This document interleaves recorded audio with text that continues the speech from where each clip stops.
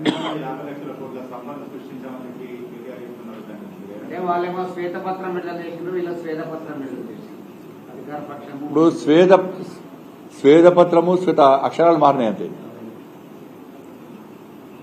50 లక్షల కోట్లనా 50 లక్షల కోట్ల సంపద ఏడ సృష్టించినావు? అది వీళ్ళు పేస్తారు కుటుంబం సంపాదించుకుంటారు. అందుకే దుబాయ్లో మస్కట్లో పోయి పెట్రోల్ పెట్టినట్టు పోయి. ఇవాళ మరి ఫస్ట్ నాడే జీతాలు ఎందుకు వేయలేకపోయినావు? తెలంగాణ రాష్ట్రంలో భూములు అమ్మే పరిస్థితి ఎందుకు వచ్చింది? 6 లక్షల కోట్ల అప్పులు చేయాల్సిన అవసరం ఏమొచ్చింది? ప్రతి ఆర్టీసీ ఎందుకు నిర్వహణ అయిపోయింది? డిస్కంలు ఎందుకు డీలా పడుతున్నాయి? ఉద్యోగస్తులకు ఇలా ప్రమోషన్లు కానీ శాలరీలు ఎందుకు ఇస్తలేరు? దళిత బంధు అందరికి ఎందుకు ఇయ్యలే? 3 ఎకరాలు ఎందుకు ఇయ్యలే? పోడు భూముల పట్టాలు ఎందుకు ఇయ్యలే? ఆ శ్వేతపత్రం చూస్తే ఈ ఒక్కసారి అబద్దాలు ఆడి ఆడి తెలంగాణ రాష్ట్ర ప్రజల కుంపం ముంచిన తర్వాత 2 సార్లు ముంచారు, 3ఓసారి ప్రజలు గుర్తించి ఇవాళ వాళ్ళని మొత్తం తగిన గుణపాఠం చెప్తే కూడా ఇంకా అబద్దాలు ఆడుతున్నారు. ఈ గవర్నర్ ఎందుకంటే ఈ కొండగట్టుకు వెంబడాడ పైసలు ఇచ్చినట్టు, ఆయన కొండగట్టుకు వెంబడాడ అభివృద్ధికి పైసలు ఇచ్చినట. ఉన్న 5 కోట్ల రూపాయలు మనం తీసుకోవే ప్రయత్నం చేసిండు కామారెడ్డికి. ఇది నేను స్టేట్మెంట్ ఇచ్చినాక నేను ఆరోపిస్తే విమర్శిస్తే ఆపేయండి. జగిత్యాల మీటింగ్ పెట్టి కొండగట్టు అంచనకు పైసలు ఇస్తాడు. విమలవాడకు వచ్చి మా 20,000 పన్నాడు, పెళ్లి చేసుకున్నా అన్నాడు. అన్ని చెప్పాడు కేసీఆర్, ఒక్క పైస ఇవ్వలే. ఇవాళ వాళ్ళ శ్వేతపత్రం చూస్తే గ్రామాల అభివృద్ధికి నిధులు విడుదల చేసినాడు. చూపెట్టు, నేను చాలాసార్లు డిమాండ్ చేసిన. నువ్వు ఇలా శ్వేతపత్రం విడుదల చేసినావు, చలో డీటెయిల్ రిపోర్ట్. ఇలా గ్రామాలు వైకుంఠ ధామాలు మీ ముఖాలకి, వైకుంఠ ధామాల పైసలు ఎవరిచ్చో తెలియదు మీకు. వైకుంఠ ధామాల పైసలు ఎవరి? 14th, 15th ఫైనాన్స్ పైసలు ఎవరి? కేంద్ర ప్రభుత్వం నేరుగా గ్రామ పంచాయతీలను నిలుస్తే మీ అయ్య దొంగ సంతకాలు సర్పంచ్లను బెదిరించి దొంగ సంతకాలు పెట్టించి ఇలా డైవర్ట్ చేసిండు. గ్రామ పంచాయతీలకు నిధులు విడుదల చేస్తే సర్పంచులు కూలీలుగా మారే పరిస్థితి ఎందుకు వచ్చింది? సర్పంచులు ఆత్మహత్యలు చేసుకునే పరిస్థితి ఎందుకు వచ్చింది? ఇలా గ్రామాల సర్పంచులు మోడీ గారే శబాష్ అనే పరిస్థితి ఎందుకు వచ్చింది? మీ అయ్యకు వ్యతిరేకంగా, నీ ప్రభుత్వానికి వ్యతిరేకంగా, మీ పార్టీకి వ్యతిరేకంగా గ్రామ పంచాయతీ సర్పంచులు ఫోన్లలో మాట్లాడుకున్న సంభాషణలు నీకు ఇవ్వలేదా? మరి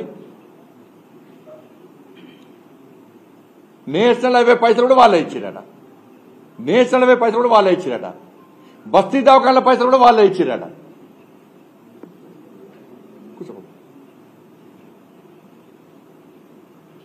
కార్పొరేషన్ల పైసలు కూడా వాళ్ళే ఇచ్చిరట. ఏకగ్రీవంగా గెలిచిన సర్పంచ్ల పైసలు ఇవ్వలే, నువ్వు గ్రామ పంచాయతీల పైసలు ఇవ్వలే.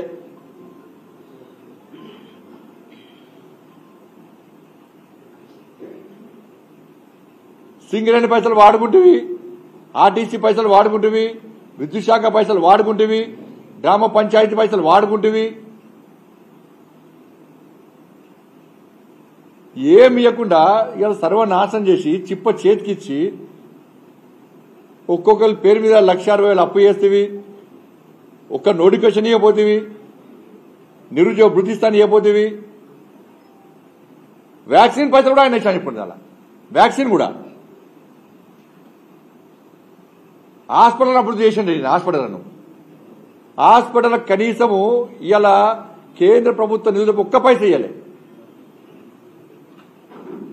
కోవిడ్ అప్పుడు ఇలా మీ అయ్యా, మీ కుటుంబము ఇంట్లో ఉన్న ఫామ్ హౌస్లో ఉన్నారు. కనీసం ఏ ఒక్క హాస్పిటల్ విజిట్ చేయలే, కనీసం భరోసా నింపే ప్రయత్నం చేయలే. పారాసిటమాల్ వేసుకోన్నాడు మీ అయ్యా, పారాసిటమాల్ వేసుకోన్నాడు. మాస్కులు లేకుండా, ఫ్లెక్సులు లేకుండా తిరుగుతున్నాడు. పేరే పారాసిటమాల్ ముఖ్యమంత్రి అని చెప్పన్నారు. భారత్ బయోటెక్ తెలంగాణ రాష్ట్రంలో ఉంది, అక్కడ వ్యాక్సిన్ తయారు చేశారు. గది కూడా తెలియదు మీ అయ్యకు, సోయలేదు. నరేంద్ర మోడీ గారు వచ్చేదాకా తెలియదు. దాదాపు 80 దేశాలకు వ్యాక్సిన్ అందించిన ఘనత నరేంద్ర మోడీ ప్రభుత్వాన్ని. ఈ తెలంగాణ రాష్ట్రంలో పేదలకు ఉచితంగా వ్యాక్సిన్ అందించిన ఘనత నరేంద్ర మోడీ ప్రభుత్వాన్ని.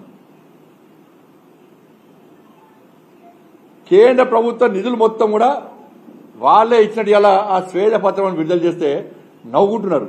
మేధావి వర్గం అంతా కూడా నవ్వుకుంటున్నారు. ఇవాళ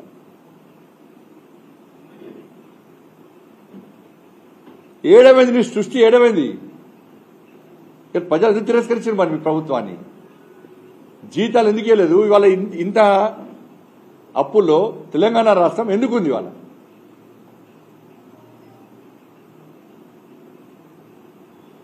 ఎన్జిఓ నాయకులు, టీఎన్జిఓ నాయకులు పిలిపించి 3 నెలలకు ఒకసారి జీతాలు ఇస్తా అని చెప్పి మీ అయ్యి చెప్పింది వాస్తవం కదా?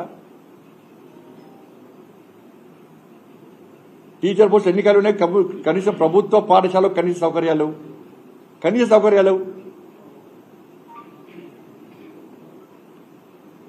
హాస్పిటల్ సౌకర్యాలు, ప్రభుత్వ పాఠశాల సౌకర్యాలు